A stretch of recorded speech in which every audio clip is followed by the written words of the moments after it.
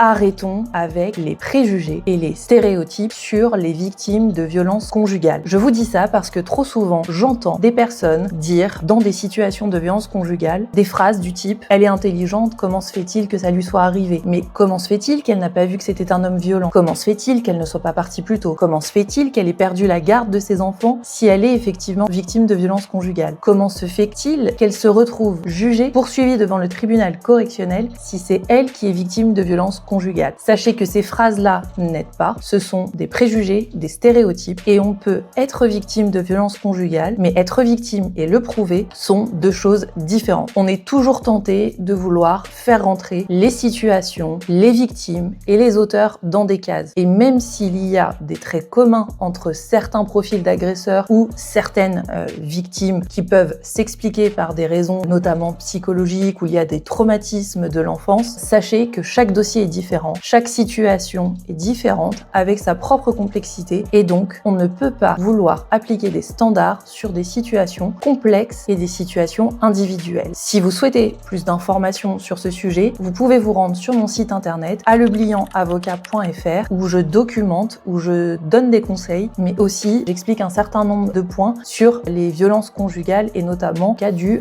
pervers narcissique avec toute sa stratégie et la manière dont il arrive justement à instrumentaliser d'une certaine manière la justice.